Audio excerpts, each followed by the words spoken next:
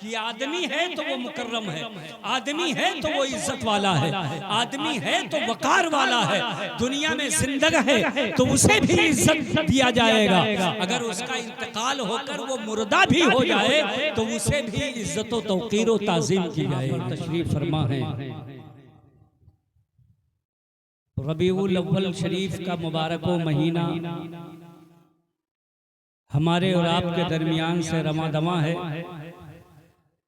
और पूरी दुनिया के सिर्फ मुसलमान ही नहीं बल्कि तमाम इंसानियत पसंद लोग आमद रसूल को मुबारक व मसूद मानते हुए हुजूर की आमद पर अपनी अपनी अकीदत व मोहब्बत का इजहार करते हैं। सिर्फ हम और आप ही नहीं बल्कि जिसका भी इंसानियत से ताल्लुक लगाव है वो सब मुहसिने इंसानियत पैगम्बर आज़म सल्लल्लाहु ताला अलैहि वसल्लम की आमद पर अपनी फरहत व मसरत का इजहार करते हैं। इसीलिए मुफ्ती अहमद यार खान नईमी फरमाते हैं, निसार तेरी चहल पहल पर हजारों ईदें रबीउल अव्वल, सिवाय इब्लीस के जहां में सभी तो खुशियां मना रहे हैं। आकाए करीम रऊफुर रहीम सल्लल्लाहु ताला अलैहि वसल्लम कि दुनिया में तशरीफ आउरी पूरे आलम के लिए बाइसे मसरत भी है और काबिले सद इफ्तिखार भी है। हुजूर रहमत आलम नूर मुजस्सम सल्लल्लाहु ताला अलैहि वसल्लम जब इस दुनिया में तशरीफ लाए, आपकी जब आमद हुई तो आपने लोगों को इंसानियत का सबक अता फरमाया। जिस दौर में आप तशरीफ लाए थे वो दौर निहायत जुल्मत कदा, पसमानदा, तरह तरह के जुल्म जौर को लोगों ने आम कर रखा था। अलगरज न इंसानियत का लिहाज होता था, न आदमियत का पासो मुरब्बत रखा जाता था। लोग दूसरे के माल को जबरन छीन करके खा जाते थे।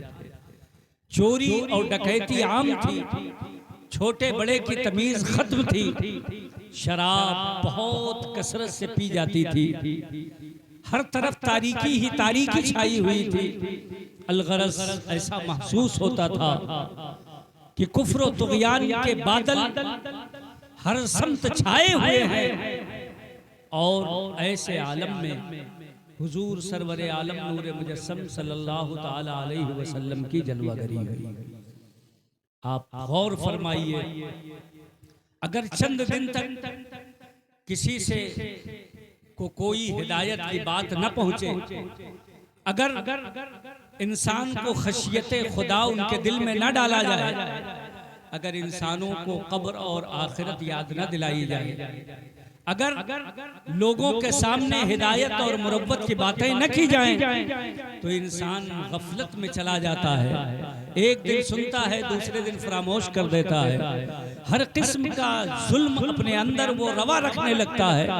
आप सोचिए कि हुजूर सल्लल्लाहु ताला अलैहि वसल्लम की जब विलादत हुई थी, आप जब तशरीफ लाए थे, इससे पहले हजरात अंबिया इकराम की वक्तन फवक्तन आमद होती रहती थी, मगर हजरत ईसा अलैहिस्सलाम के बाद 671 साल ज़माने फतरत का गुजरा, जिस जमाने में न कोई नबी आया न कोई रसूल आया। बताइए, जब कोई नबी नहीं आया, कोई रसूल नहीं आया, तो हिदायत की बातें कौन करता, लोगों की रहनुमाई कौन करता, आखिरत और आखिरत के अजाब से कौन डराता, कब्र और हश्र की याद कौन दिलाता। अलगरस ये 671 साल का जमाना ज़माना फतरत कहलाता है। जुल्म अपने इंतहा को पहुंच चुका था, बेराहरवी लोगों के घुट्टी में आ चुकी थी, किसी के पास कोई कानून और कोई उसूल व ज़ाब्ता नहीं बचा था, इंसान अपने अंदर इंसानियत खो चुका था। ऐसे दौर में हुजूर की तशरीफ आवरी हुई, नबी की जलवागरी हुई। शायर कहता है, उतर कर हिरा से सुए कौम आया, वो एक नुस्खे कीमिया साथ लाया। खुद न थे जो राह पर औरों के हादी बन गए, क्या नजर थी जिसने मुर्दों को मसीहा कर दिया।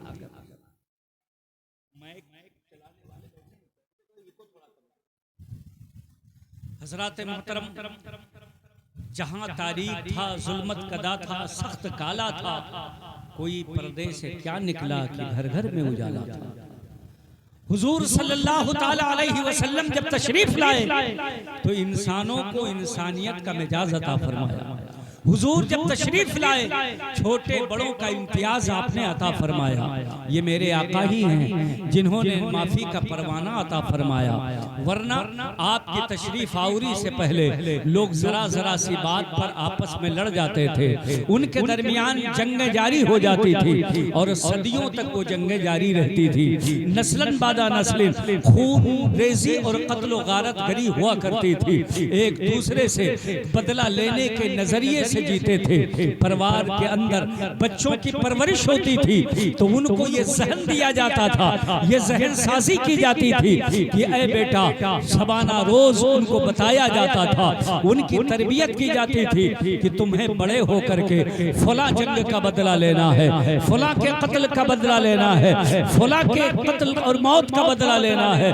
अलगरज बदले की भावना में लोग जिंदगी जीते थे, बच्चे परवान चढ़ते थे और बड़े होते थे। मगर हुजूर आए हैं तो नजरिया बदल दिया है, हुजूर आए हैं तो सोच बदल दी है, नबी आए हैं तो इंसानों का मिजाज बदल दिया है। मेरे आका तशरीफ लाए हैं तो आपने मिजाज अता फरमाया है कि तो बदले की भावना और बदला लेने के लिए न जिए, बल्कि इस दुनिया में अपने भाइयों को माफ करने का बदल नजरिया लेकर के इस दुनिया में जिंदगी गुजारें, ताकि अपने भाइयों को माफ करें तो परवरदिगार उनके खताओं को आखिरत में माफ करे। चुनांचे आप तसव्वुर फरमाइए, मेरे आका सल्लल्लाहु ताला अलैहि वसल्लम ने ऊंच नीच का फर्क मिटाया, जात पात का फर्क खत्म किया, गरीब व अमीर का फर्क मिटाया।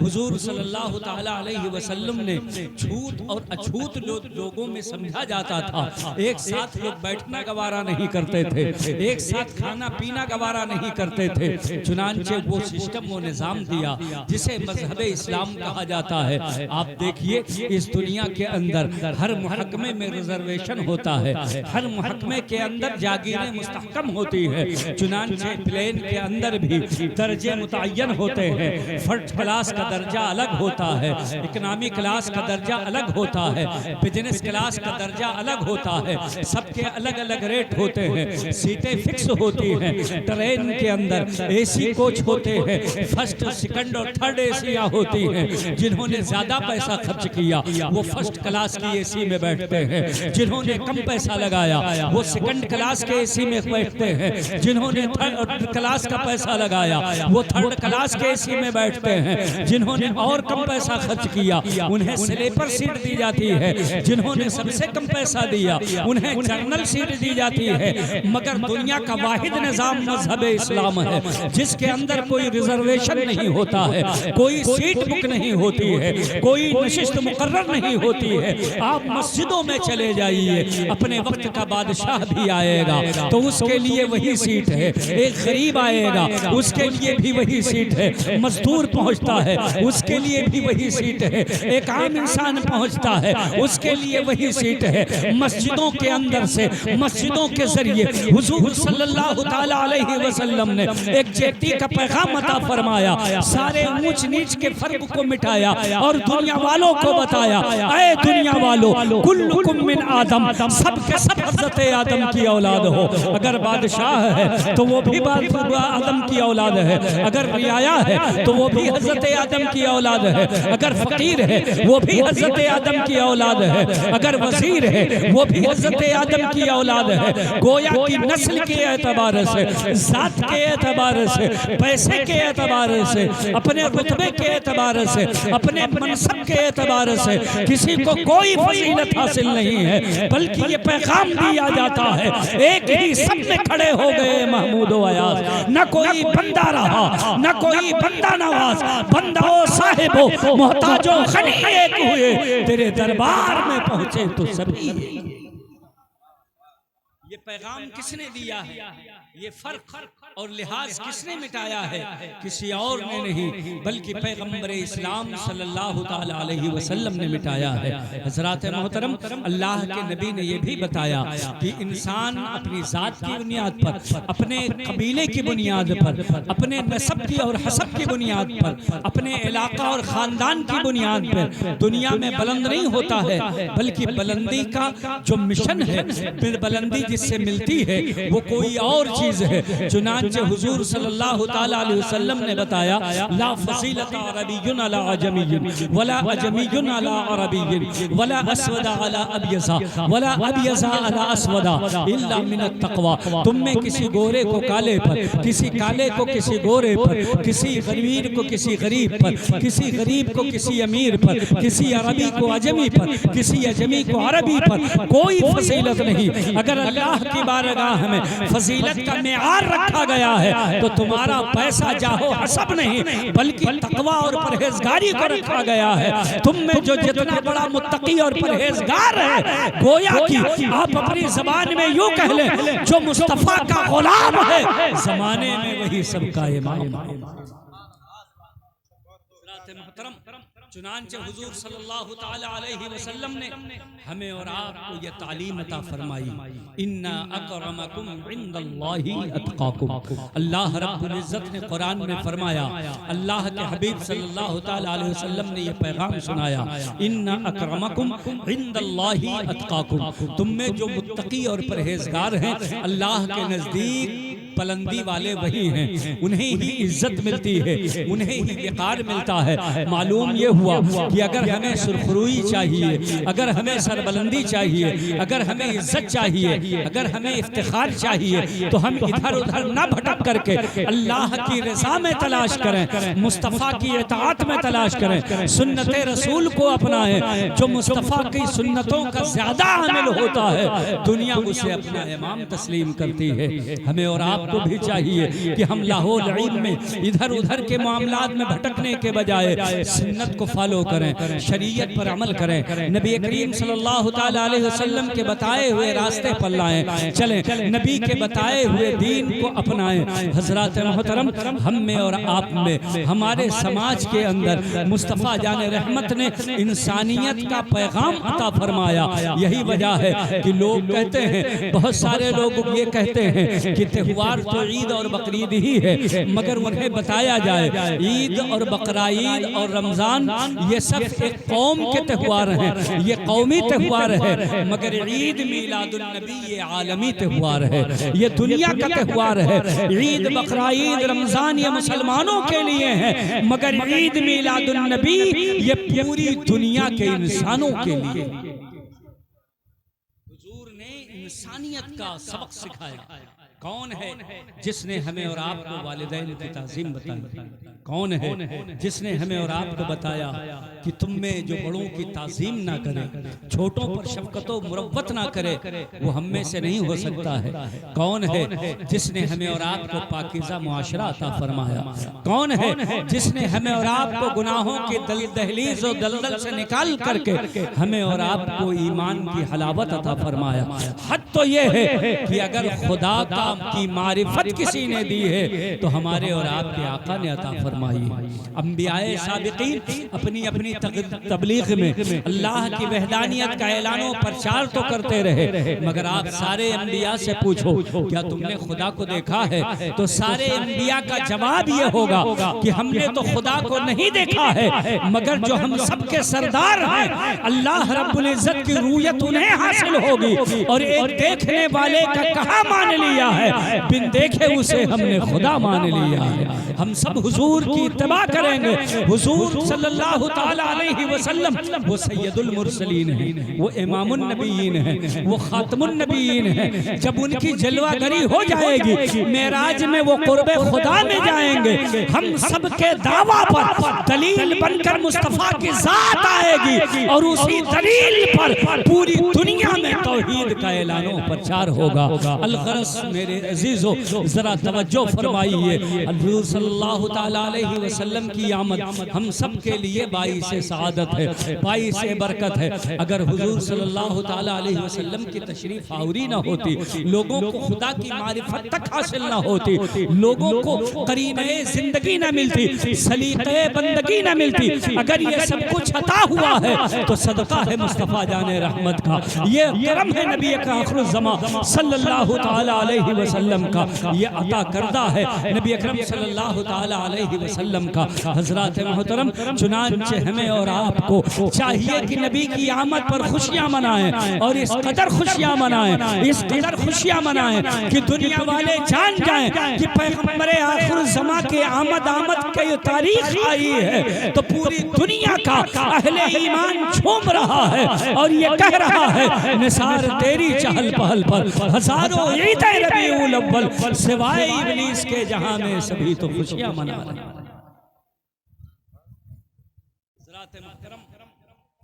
आपकी तवज्जो है हमारी तरफ, आप सब लोग जरा तवज्जो से बात सुनिए। सिर्फ नात खाने सुनना ही जो है जलसा नहीं है, असल जलसा तकरीर सुन करके कुछ वाज़ो नसीहत कुछ इबरत हासिल करके, मगर हमारी और आपकी सारी एनर्जी उधर सर्फ हो जाती है। जब खुतबा का वक्त आता है तो बुझा हुआ मजमा होता है, लुटी हुई महफिल होती है।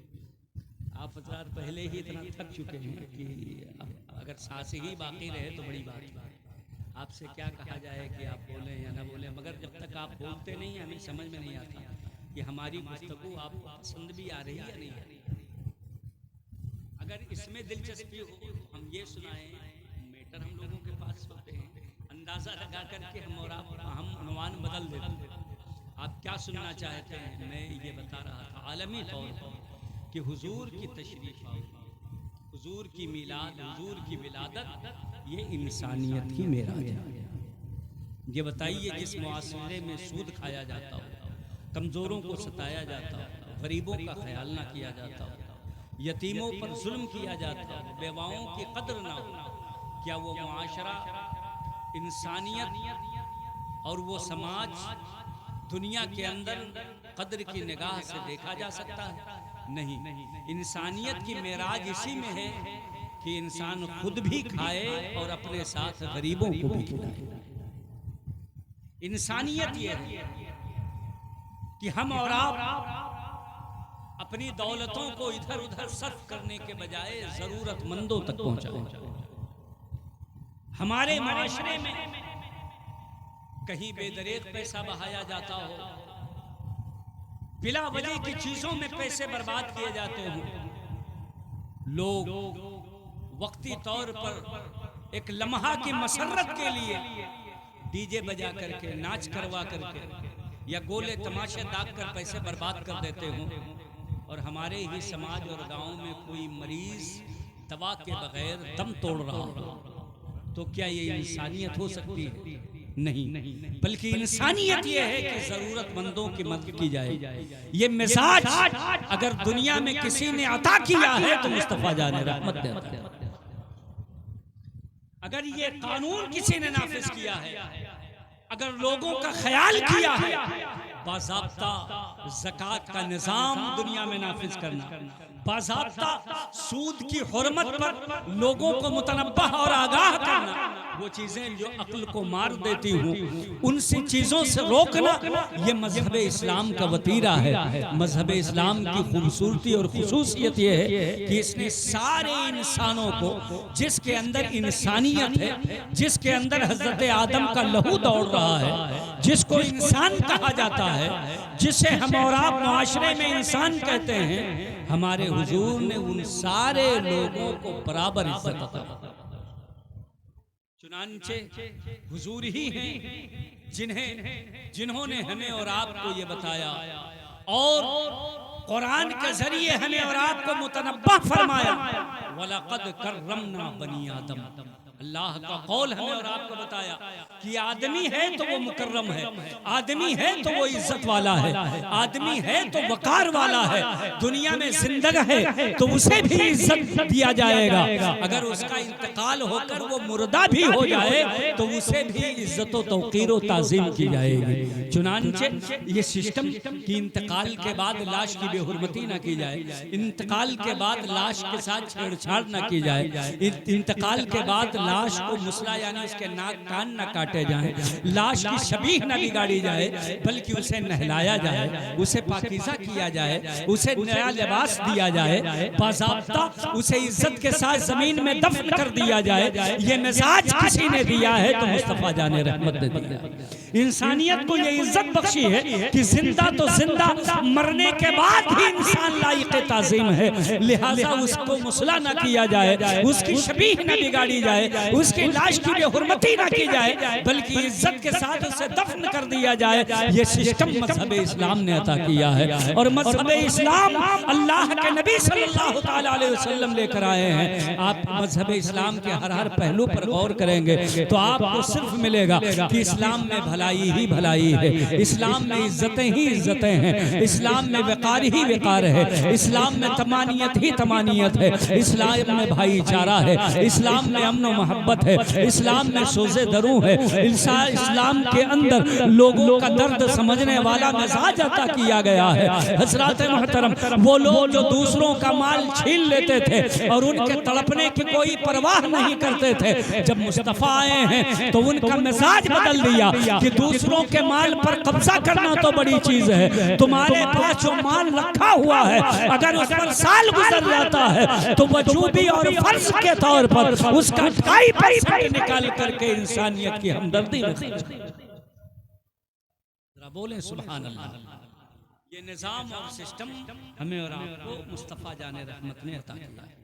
अल्लाह फरमाता है अल्लज़ी बअसा फिल उम्मीयीना रसूलन मिनहुम, वो परवरदिगार जिसने उम्मियों में उन्हीं में से रसूल भेजा।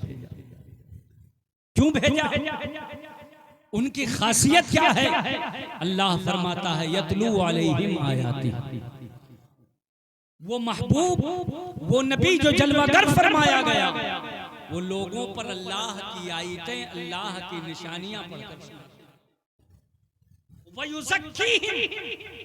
और वो नबी इसलिए तक भेजा गए हैं ताकि दुनिया को सफाई और सुथराई का मिजाज अता कर दे। नबी हमारे दरमियान क्यों तशरीफ लाए? अल्लाह के रसूल के आने का मकसद क्या है? कुरान में रब फरमाता है अल्लज़ी बअसा फिल उम्मीयीना रसूलन मिनहुम यतलू अलैहिम आयातिही व युज़क्कीहिम। अल्लाह के नबी इसलिए तशरीफ लाए हैं ताकि अपने मानने वालों को सफाई और सुथराई का निज़ाम अता फरमाए। हज़रात मोहतरम, हुजूर आए हैं ताकि हमें और आपको सफाई का माहौल दें, हमें और आपके हमारे दरमियान सुथराई का निज़ाम नाफिज करें। हज़रात मोहतरम, बाज़ाब्ता तौर पर कुरान कहता है कि महबूब हमारा तुम्हारे दरमियान इसलिए गया है ताकि तुम्हें साफ सुथरा कर दे, ताकि तुम्हें पाक कर दे, ताकि तुम्हें पाकबाज बना दे। हज़रात जरा तवज्जो फरमाइए, जो इस्लाम पाकी का निज़ाम लेकर आया हो, जो मजहब तालीम देता हो सुथराई का, जो नबी सुथराई को आम करने के लिए आए हो, आज हमारा और आपका मुआशरा क्या है कि हर तरफ हमें और आपको बदनाम किया जाता है, लेबल लगा दिया गया, जो मुसलमान है उसके यहाँ सफाई सुथराई का निज़ाम नहीं, हमारी दुकानों में सफाई नहीं, हमारे घरों में सफाई नहीं, हमारे बच्चों में सफाई नहीं, हमारी गलियों में सफाई नहीं, हमारे इलाकों में सफाई नहीं। हजरत मोहतरम ये देख करके लोगों ने हम पर ताने कसने शुरू कर दिए, हमें और आपको दुनिया के अंदर बदनामी सहनी पड़ी। ये कमी किसकी है? ये हमारे मजहब की कमी नहीं है। मजहब तो सफाई और सुथराई का निजाम देने के लिए आया था। हुजूर ने तो हमें इतनी पाकीज़गी अता फरमाई, इतनी पाकीज़गी अता फरमाई कि हमें दिन भर में 5 मरतबा मुंह हाथ धुलकर वजू बनाने के लिए नबी ने एक निजाम और कानून अता फरमा दिया। कहीं किसी भी दीन के अंदर किसी मजहब में मजहबी तौर पर इतने मरतबा हाथ मुंह धुलने का निजाम नहीं है, मगर हमारे मजहब के अंदर सुबह फजर की अजान होती है। हमारा मजहब गोया कि आपको मुतवज्जो कर रहा है, आप अब बेदार हो जाओ, सुबह हो चुकी है, सूरज निकलने वाला है, सूरज के निकलने से पहले बादे बहारी चल रही है, अजान देकर के मुतनब्बह कर दिया गया, अब सोने का वक्त खत्म हो गया है, आप बेदार हो जाइए। और बेदार होने के बाद आंखों में कीचड़ लिए बैठे नहीं रहना है, बल्कि मजहब इस्लाम आपको कानूनी एतबार पर यह आप पर हुक्म लगाता है कि आप उठे हैं, बेदार हुए हैं, तो अब आप वजू कीजिए, अपना हाथ धुलिए, अपना चेहरा धुलिए, अपने बाल पोछिए, अपने पैरों को धुलिए, ताकि आप साफ सुथरा हो जाओ, आपका चेहरा साफ सुथरा हो जाए, आपकी आंखें साफ सुथरा हो जाएं। अगर कुछ लाल थूक बहा हो तो उससे आपका मुंह साफ हो जाए,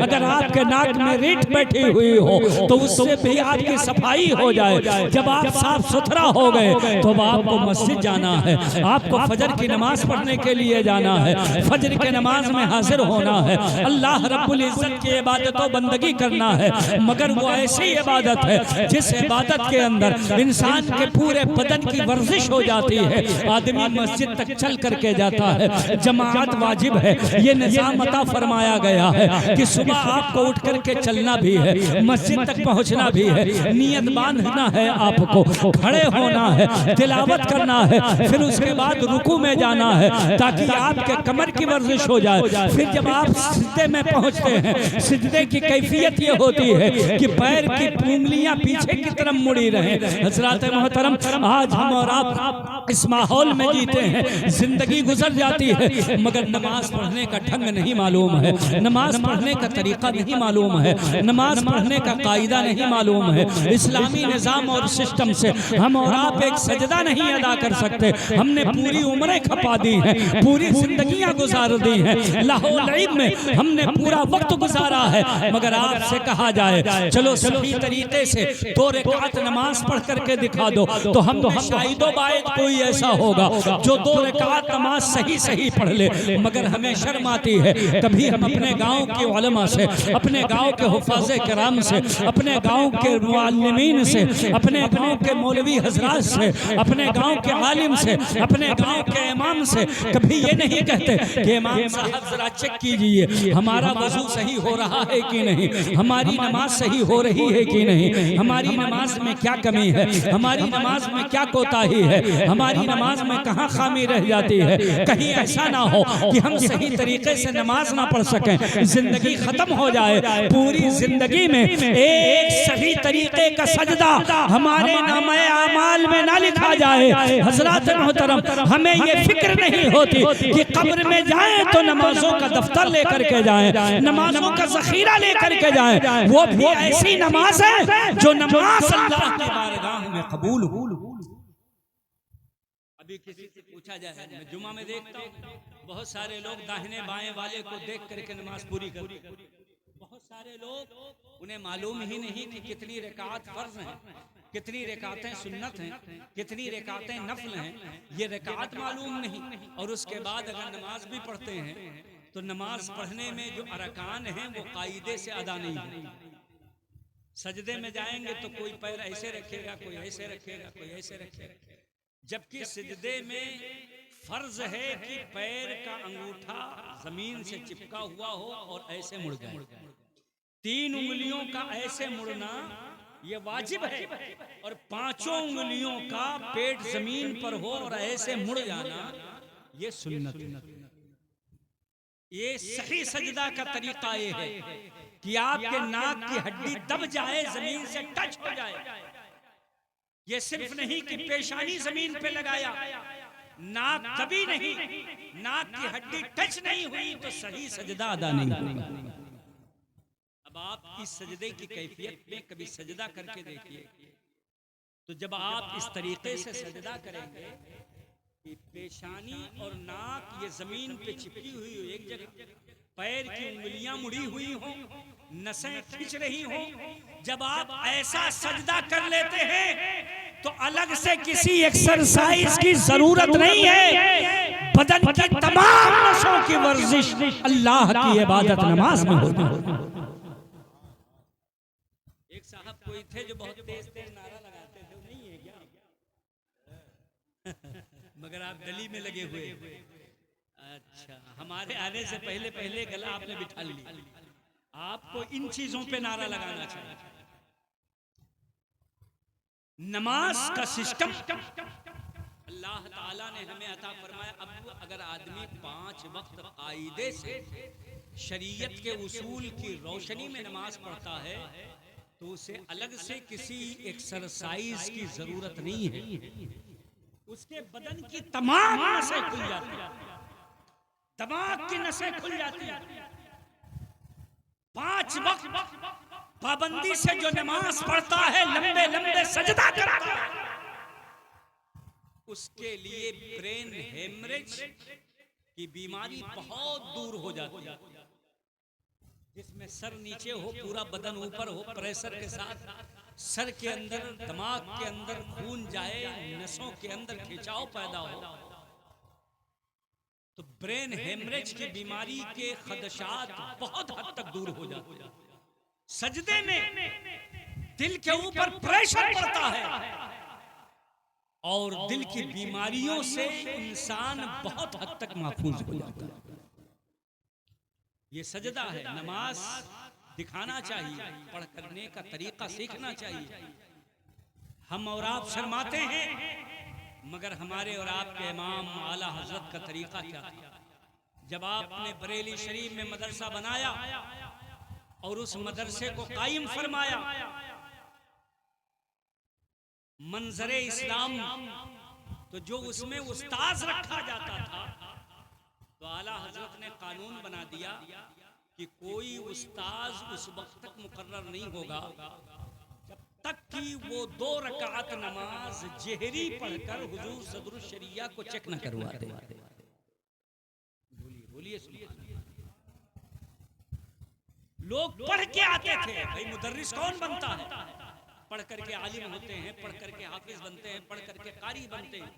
मगर बहुत बड़े फकीह अल्लामा अमजद अली, जिन्होंने बहारे शरीयत लिखा है, शरीयत में उन्हें महारत थी, तो आला हजरत ने फरमाया अगरचे दस्तार लेकर के आए हैं, अगरचे हाफिजो कारी होकर के आए हैं, अगरचे आलिमो मुफ्ती बनकर के आए हैं, मगर यहाँ उस वक्त तक तकर्रुरी नहीं होगी जब तक 2 रकात नमाज पढ़कर सदरुल शरिया को न दिखला। तो आलिमों की नमाज चेक हो रही है, हाफिजों को चेक कराना पड़ रहा है, कारियों को टेस्ट करवाना पड़ रहा है। आप अगर किसी आलिम को नमाज पढ़ करके दिखाएं और चेक करवाएं तो कोई शर्म की बात? बोलिए। आप अगर वजू का तरीका किसी आलिम से सीखें तो क्या इसमें शर्म की बात है? नहीं, ये शर्म की बात नहीं है, बल्कि ये जरूरी है कि हम और आप नमाज को कायदे से सीख लें, नमाज को कायदे से पढ़ना जान जाएं, नमाज के मसाइल पूछते रहें, नमाज के बारे में मालूमात हासिल करते रहें। अब आइए, आपका दीन आपको मुखातब करता है, सफाई अपने अंदर लाइए। आप सुबह उठे हैं, हाथ मुंह धुलने का सिस्टम आपके दीन की तरफ से मौजूद है।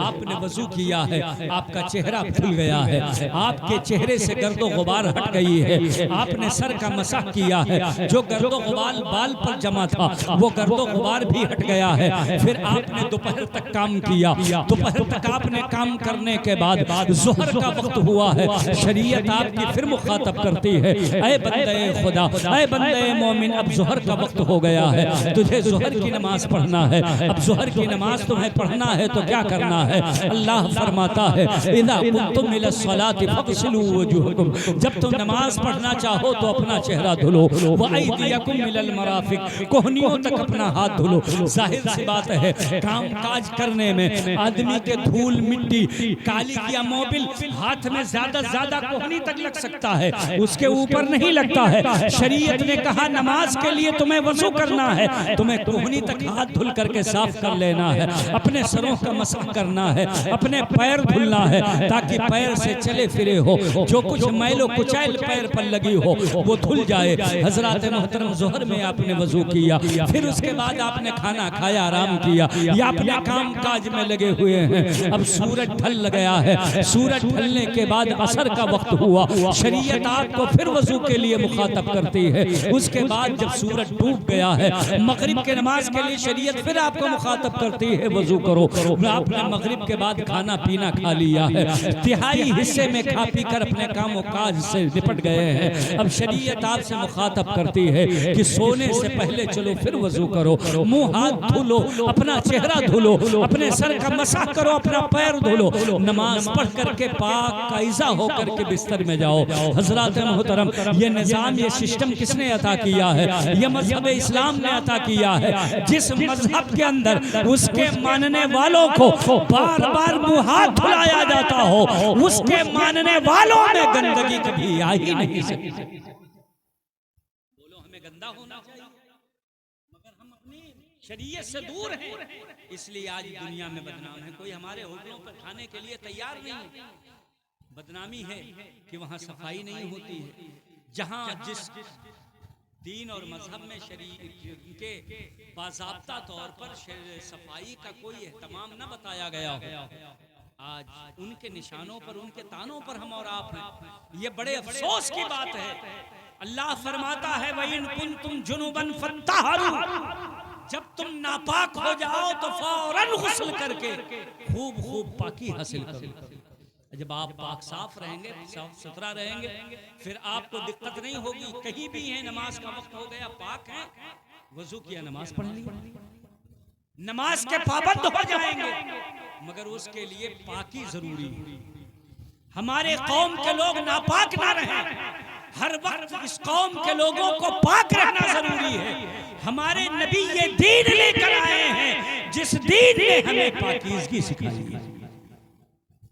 मिलादुन नबी सल्लल्लाहु ताला अलैहि वसल्लम का जश्न मनाने वालों, हुजूर की आमद हुई है लियुतहिरकुम, ताकि वो तुम्हें पाक कर दें, तुम्हें साफ सुथरा कर दें। वही ज़क्कीहिम, हज़रत मोहतरम हमारे नबी तशरीफ लाए हैं, युज़क्कीहिम का लफ्ज़ आया है। अल्लाह रब्बुल इज़्ज़त ने कुरान में फरमाया, एक चीज़ तहारत है और एक चीज़ ज़कावत है, दोनों के अंदर फ़र्क है। तहारत सिर्फ ज़ाहिरी बदन के पाकी को तहारत कहते हैं, कपड़े की पाकी को तहारत कहते हैं, मगर ज़कावत ये है कि उसमें कपड़ा भी पाक हो, उसमें बदन भी पाक हो, उसमें मिजाज भी पाक हो, सोच भी पाक हो, फिक्र भी पाक हो, ख्यालात भी पाकीज़ा हो, किरदार भी पाक हो। जब ये सारी चीजें पाई जाएगी तब इंसान ज़कावत के जुमरे में आता है। नबी सिर्फ ज़ाहिरी तहारत देने के लिए नहीं आए हैं, बल्कि कुरान कहता है कि हमने अपना हबीब इसलिए भेजा है ताकि अपने मानने वालों को ऐसा साफ सुथरा करें कि न उनके बदन पे मैल बाकी रहे, न उनके दिलों में मैल बाकी रहे। बोलो बोलो बोलो, सब लोग मचल के बोलो सुभान अल्लाह। अल्लाह के नबी इसलिए आए हैं ताकि तुम्हारा बदन भी पाक हो, तुम्हारा मिजाज भी पाक हो। और मिजाज की पाकी आती कहां से है? ये नमाज पढ़ने से। कहां से आती है? बोलो, नमाज पढ़ने से। नमाज की पाबंदी, आप सब लोग नमाज पढ़िए, हमारी माएँ बहनें भी नमाज पढ़ें ताकि पाकी हासिल हो, नमाज की बरकतें हासिल हो, मुआशरा पाक हो, घरों में रहमतों का नुज़ूल हो, बरकतें उतरे, घरों से परेशानियां दूर भागें, हुजूर इसलिए तशरीफ लाए हैं ताकि तुम्हें पाक साफ सुथरा कर दे। जब तुम्हारा बदन पाक होगा, जब तुम्हारा जिस्म पाक होगा, जब तुम्हारा कपड़ा पाक होगा, जाहिरी पाकी लेकर तुम मस्जिद तक पहुंचोगे और वहां नमाज पढ़कर जब निकलोगे तो तुम्हारा दिलो दिमाग भी पाक हो जाएगा, तुम्हारा बातिन भी पाक हो जाएगा। नमाज बातनी तहारत क्या अता करती है। चुनांचे कुरान में अल्लाह रब्बुल इज्जत ने फरमाया, इन्ना सलाता तनहा अनिल फहशाई वल मुनकर, नमाज रोकती है बेहयाई और बुरी बातों से। जब नमाज की पाबंदी होगी तो तुम्हारे ख्यालात पाकीज़ा होंगे। फिर चाहे तुम अंजुमन में बैठो, चाहे अकेले में घर के अंदर रहो, चाहे दिन का उजाला हो, वहां भी आपका ख्याल पाक रहेगा। तन्हाई में कमरे में लेटोगे तब भी तुम्हारा ख्याल पाक रहेगा। जब तुम्हारा दिल पाक हो जाएगा, तुम्हारा कैरेक्टर और किरदार भी पाक हो जाएगा। तन्हाई में किए जाने वाले गुनाह से तुम बच जाओगे। उसके लिए जरूरी है कि दिलो दिमाग पहले पाकीज़ा हो जाए, ख्यालात पाकीज़ा हो जाए। हुजूर आए हैं तुम्हें तहारत अता करने के लिए, मगर बड़े अफसोस की बात है आज हमारे कौम के लोग तहारत से दूर हैं। पाकीज़गियां हमारे और आपके अंदर से खत्म हो गई हैं। हम अपने आप को पाक करें, अपना घर अपना इलाका पाक करें, हमारी गलियां भी पाक हो, हमारा मोहल्ला भी पाक हो, हमारे बच्चे भी पाक हो, ताकि इस तरीके से जब साफ सुथरा बन करके ये निजाम दुनिया के अंदर जाए तो दुनिया कहने पे मजबूर हो जाए, दीवान गाने इश्क़ मोहम्मद को देखकर हैरान हुई है गर्दिश दौरा कभी कभी, गर्दन में हार डाले हैं माहो नुजूम के, गुजरा है इस गली से मुसलमान कभी। हुजूर इसलिए तशरीफ लाए हैं ताकि तुम्हें पाकीज़गी अता करें। आप पाकीज़गी के लफ्ज़ के अंदर कितना उमूम है, गौर करते चले जाओ। हुजूर आए हैं ताकि तुम्हें पाकीज़गी दें, ताकि तुम पाक चीजें खाओ, पाक चीजें जो हलाल हैं, तय्यब हैं। अल्लाह फरमाता है कि मेरा महबूब जलवागर हुआ वउहिल्ल लकुम मिनत तय्यिबात, कि अपने मानने वालों के लिए उन चीजों को हलाल किया जो पाक चीजें। नापाक नहीं खाना, गोश्त सड़ गया नापाक है, अब उसे आप नहीं खा सकते। अनाज सड़ गया नापाक है, अब आप उसे नहीं खा सकते, इसलिए कि पाक चीजों के खाने का शरीयत ने निजाम अता फरमाया। अगर अनाज सड़ गया तो ना खुद खा सकते हो, आपका दीन ये कहता है उसे जानवर को भी नहीं दे सकते। आपको जो नुकसान करता है वो जानवर को भी नुकसान कर सकता है। आप खाओगे आपको तकलीफ होगी तो जानवर को भी तकलीफ होगी, इसलिए सड़ा हुआ अनाज सड़ा हुआ खाना ये जानवरों के आगे न डाला करें। जानवरों को अगर कुछ खिलाना है मोहब्बत से तो जो खुद खाएं वो खिलाया करें। उसी में से जो आपको एक टुकड़ा या जो कुछ भी देना हो तो ये नहीं सड़ गया तो जानवर के आगे डाल दो, ये निजाम शरीयत का नहीं है। शरीयत इस चीजों से मना करता है, जो चीजें सड़ गई उसे नहीं खा सकते हैं, वो चीजें नापाक हो गई। हलाल चीजें खाने के लिए अल्लाह ने बहुत सारी चीजें पैदा फरमाई हैं, आप देखते चले जाओ। ये अनाज जो सड़ा नहीं है इसका खाना जायज है, ये फल जो सड़े नहीं है इनका खाना जायज है, मगर सड़ जाएं तो खाना हराम है। बहुत सारे हमारे मुआशरे में ऐसे लोग हैं जो सड़ी हुई चीजों को पसंद करते हैं, जो सड़ करके शराब बने। हमारी कौम के लोग भी माज़अल्लाह उसे पी रहे हैं। हमारे और आपके दरमियान ऐसे लोग हैं जो महवा सड़ता है और सड़ने के बाद शराब बनता है। शराब तो कभी हलाल और पाक चीज की बनती ही नहीं, हमेशा सड़े चीजों की बनाई जाती है, इसीलिए इसे नापाक करार दिया गया है। जैसे पेशाब नापाक है ऐसे ही शराब नापाक है। एक कतरा अगर कुएं या बाल्टी में पड़ जाए पूरा पानी नापाक हो जाता है, मगर बड़ी शर्म की बात है कि जिसके पैगंबर हमें और आपको पाकीज़ा और हलाल चीजें खिलाते हैं, पाक और हलाल चीजें हमारे और आपके लिए जायज की हैं और गंदी चीजों को हराम फरमाया है, उस कौम के लोग गंदगी की तरफ भागते हैं, उस कौम के लोग गंदी चीजों को पसंद करते हैं, उस कौम के लोग इतने गए गुजरे हो गए कि नापाक चीजों को माज़अल्लाह अपने मुंह में डालते हैं, अपने हलक से उतारते हैं, अपने पेट में रखते हैं, अगर उसी से कहा जाए कि तुम पेशाब पियोगे, पेशाब करने पे तो गैरत जाग जाती है, कहेंगे पेशाब नहीं पिएंगे, चाहे इंसान का पेशाब हो या जानवर का पेशाब हो, पेशाब पीने से तो मना कर देते हैं, चाहे खाने वाले जानवर का हो या न खाने वाले जानवर का हो। मगर ये गैरत कहाँ मर जाती है? जब शराब तुम्हारे हाथों में होता है, शराब का जाम तुम्हारे हाथों में होता है, उसे अपने होठों से लगाते हो, अपने ज़बान पर लाते हो। वो ज़बान जिसे अल्लाह ने पाक बनाया है, जो मुंह जिसे पाकीज़ा बनाया गया है, इसीलिए मुंह को बदन के निचले हिस्से में नहीं रखा कि नीचे गलाज़तें पड़ी हुई होती हैं, नीचे नापाकियां पड़ी हुई होती हैं, लोगों के पेशाब पाखाने पड़े होते हैं, लीद और गलीज पड़ी होती है। आपका मुंह नीचे ना रहे, वरना परवरदिगार चाहता तो ये मुसर के बजाय आपके पैर में होता, ये नाक आपके पैर में होती, हर किस्म की गंदगी आपके नाक में जाती, गलाज़त आपके मुंह में जाने का खतरा रहता। इसलिए अल्लाह रब्बुल इज्जत ने बदन में जो सबसे ऊंची जगह है, मुंह वहां बनाया ताकि गलाज़त और नापाकी आपके मुंह तक ना पहुंचे। हज़रात मोहतरम, मगर बड़े अफसोस की बात है कि इस कौम के नौजवान माज़अल्लाह शराब पीते हैं, शराब को मुंह लगाते हैं। जिस ज़बान से अल्लाह का नाम लेना है, उस ज़बान पर शराब से नापाकी बहाते हैं। हज़रात मोहतरम, अगर आपके मुआशरे और समाज में कोई ऐसा शख्स पाया जाता है, उसे समझाइए, मना कीजिए, नहीं मानता है तो उससे बाइकाट हो जाइए, उसको अपने से दूर कर दीजिए, उससे खुद दूर रहिए। ऐसा आदमी न किसी समाज का है, न किसी कौम का है, न किसी घर का है, न किसी खानदान का है। ऐसा कौम, ऐसा आदमी कौम से बाइकाट के लायक है। इसलिए अगर कोई ऐसा आदमी हो तो उसका बाइकाट करो और मुस्तफा की सुन्नतों को अपनाओ, इसलिए कि मोहम्मद से वफा तूने तो हम तेरे हैं, ये जहां चीज है क्या लौहो कलम तेरे। अल्लाह तबारक व तआला के हबीब ने हमारे और आपके लिए पाकीज़ा चीज़ों को हलाल फरमाया।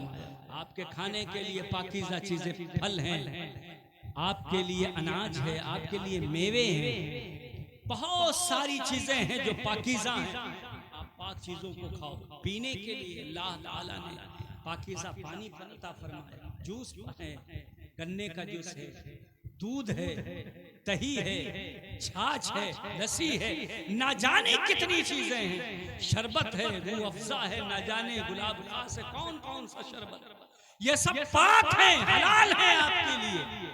अल्लाह ने इतनी चीजें हलाल पैदा फरमाई, वो भी कोई मुसलमान अगर इन्हें छोड़ करके नापाकी और गंदगी को पीता है तो ये बड़े अफसोस की बात है, बड़े हैरत की बात है। नबी हमें और आपको पाक करने के लिए आए हैं, तो मुस्तफा का मानने वाला अगर नापाक चीजों को पीता है, वो लाख ईद मिलादुन नबी पर खुशियां मनाता रहे, वो नबी का आशिक व गुलाम नहीं हो सकता। इसलिए पाकीज़गी में और भी बहुत सारी चीजें आती हैं। पाक, ये सारी ग़िज़ाएं पाक हैं, मगर अगर आपने चोरी करके लाए, आपने किसी से छीन लिया, डकैती कर लिया, आपने किसी का हक मार लिया, आपने किसी का हिस्सा दबा लिया, आपने किसी से जुल्मन ले लिया, तो अब वो पाक चीज भी आपके लिए नापाक है। चोरी किया हुआ माल, छीना हुआ माल, किसी से डकैती किया हुआ माल, भले वो सड़ा गला ना हो, एक नंबर का घी हो, एक नंबर का अनाज हो, एक नंबर का फल हो, मगर उससे लोगों के हुकूक जुड़े हुए हैं, इसलिए आपके लिए हराम है। नबी तशरीफ लाए ताकि पाक बनाएं, आपको पाकीज़गी अता करें, हराम चीजों से बचाएं, हराम खाने से बचाएं, हराम पीने से बचाएं। आपने माल में सूद ले लिया तो ये सूद आपके लिए हराम है, ये जुल्मन लिया गया हुआ माल है। हुजूर ने वो सिस्टम, वो निज़ाम हमें और आपको अता फरमाया है, वो तरीका अता फरमाया है कि इख़्वतो भाईचारगी के साथ रहो, आपस में इत्तेहाद पैदा करो, एक दूसरे की खताएं और गलतियां माफ कर दिया करो, एक दूसरे को नजरअंदाज कर दिया करो, एक दूसरे के साथ भलाई का काम किया करो, एक एक दूसरे को आगे बढ़ने में मदद किया करो। आपका कोई भाई आगे बढ़ रहा है, आप उसके पैर मत खींचो, आप उसकी टांगे मत खींचो, आप उसके रास्ते की रुकावट मत बनो, आप उसके लिए परेशानियों के असबाब मत पैदा करो। अगर आपस में कोई बात नरम गरम हो जाए तो आपस ही में उसे सुलह समझौता करके खत्म कर दिया करो।